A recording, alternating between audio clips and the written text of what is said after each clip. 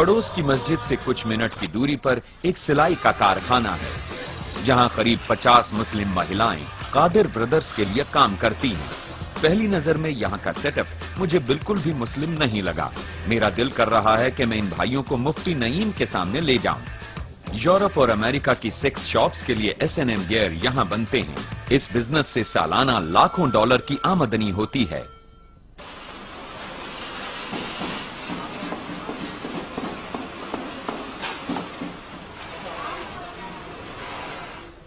क्या इस तरह की चीजों को बनाने के लिए यहाँ पाकिस्तान में महिलाओं को ढूंढना मुश्किल था? नहीं, बिल्कुल नहीं, ऐसा बिल्कुल नहीं होता। नहीं, पर ऐसी चीजों को बनाने में उन्हें कोई हैरानी परेशानी नहीं हुई? इन्हें इसके इस्तेमाल के बारे में कुछ नहीं पता है, ये इसके बारे में कुछ नहीं जानती हैं।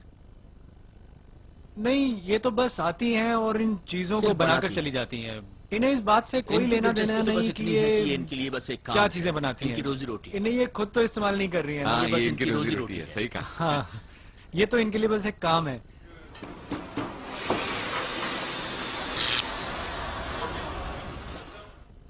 आप लोग मुसलमान हैं, है ना? हाँ। तो क्या ये आपके मजहबी उसूलों के खिलाफ नहीं है? नहीं, ये हमारे उसूलों के खिलाफ नहीं है। ये हमारा काम है, हमें बाहर से ऑर्डर्स मिलते हैं और हम तो बस इसे बनाते हैं। पर यहाँ पाकिस्तान में तो धर्म को बहुत ज्यादा महत्व दिया जाता है। हाँ, पर जहाँ तक किसी धर्म के बारे में मैं जानता हूँ, दुनिया का कोई भी धर्म किसी को भी कुछ भी बनाने से रोक नहीं सकता, बल्कि रोकता ही नहीं है कुछ बनाने से। ये तो बस हमारा बिजनेस है, जैसे कि औरों के लिए होता है।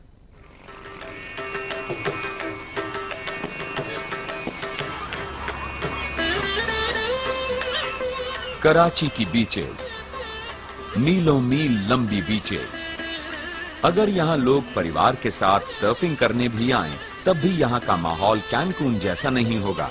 पर रात के समय अगर आप जानते हैं कि कहाँ जाना है, तो सब कुछ बन सकता है मालिबू बीच जैसा। ओके, लिसन गाइस, ये है कराची की एक सैटरडे नाइट। और बेसिकली जब आप 20 साल के हों और आप पार्टी करना चाहें तो आप इस जगह पर आते हैं। हम समुद्र के किनारे पर हैं और तापमान 85 डिग्रीज है और आप शहर में पार्टी नहीं कर सकते, आप शराब नहीं पी सकते या मस्ती नहीं कर सकते, तो आप यहां आ सकते हैं ठीक यहां पर।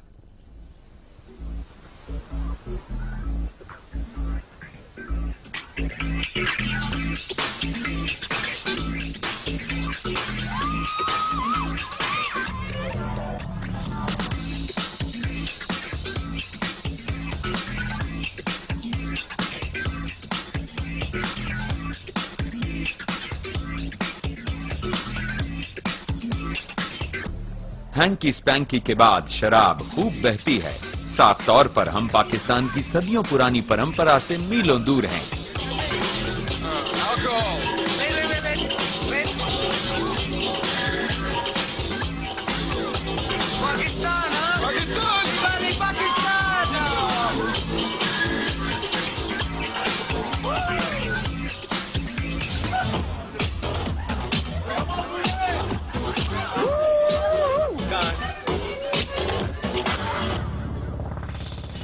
मुझे ऐसा लगता था कि यहाँ पाकिस्तान में शराब पीना मना है। हाँ, वेल अनफॉर्चुनेटली बाहर खुले में लोगों के सामने आप ऐसा नहीं करना चाहेंगे, पर जो आप अपने घरों के अंदर करते हैं वो लोग नहीं जानते, यू नो। और इसके ठीक उलट जब आप बाहर जाते हैं तो आप पूरी तरह बदल जाते हैं। और यही वजह है कि जिससे ये ख्याल कि मैं तुमसे ज्यादा मजहब को मानता हूँ का जन्म हुआ। हर कोई दूसरे के सामने ये प्रूव करना चाहता है कि वो अपने मजहब पर ज्यादा अच्छी तरह से चलता है। वेल, कुल मिलाकर अगर कहूँ तो पाकिस्तान रॉक। पाकिस्तान रॉक।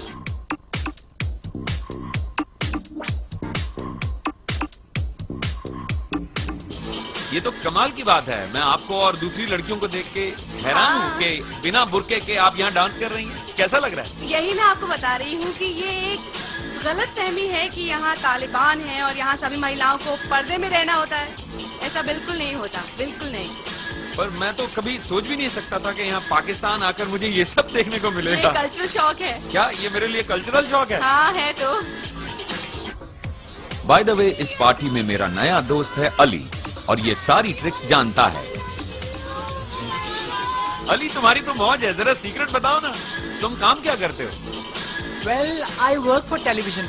मैं अगर कहूँ कि मेरी तरह? हाँ, तुम्हारी तरह, बिल्कुल तुम्हारी तरह। क्या मैं आकर तुम्हारा कोई शो देख सकता हूँ? पूछने की जरूरत नहीं है darling, you're in Pakistan. Okay, मैं आ सकता हूँ। Just do it. जब भी तुम वहाँ आना चाहो। अगले ही दिन मैं वहां पहुंच गया जहां अली भी था, लेकिन आज उसका रूप ही बदला हुआ था। Welcome to the Begum Ali show. जैसा कि आप सोच रहे होंगे, ये कोई कॉमेडी प्रोग्राम नहीं है। ये पाकिस्तान का सबसे पसंदीदा पॉलिटिकल शो है। यहाँ मेहमान सीरियस हैं और सवाल उनसे भी ज्यादा। अली के इस शो को 3 करोड़ दर्शक देखते हैं। इतनी टीआरपी सुनी है कभी? मेरी पहली मेहमान वाकई ये एक कामयाब लेडी हैं। मुझे लगता है कि जैसे पाकिस्तानी सियासत है, तमाम रंग, तमाम रौनक, तमाम जज्बा। बट मैं तुमसे जानना चाहूंगी कि how are things different within the parliament house. आज से 20 साल पहले में और आज में कितना फर्क आया है?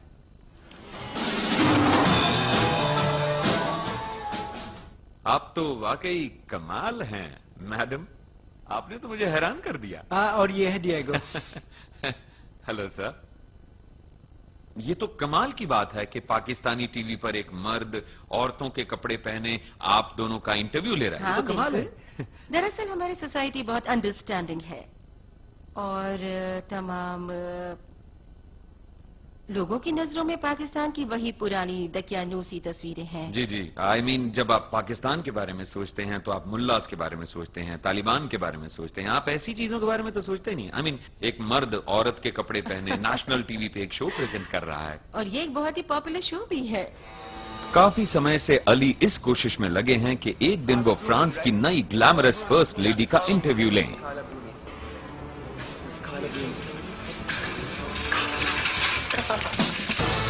इन वर्षों में अली पाकिस्तान की सभी मशहूर हस्तियों से मुखातिब हो चुके हैं। बिजनेस लीडर्स से लेकर फिल्म स्टार्स तक अली ने सभी का इंटरव्यू लिया है।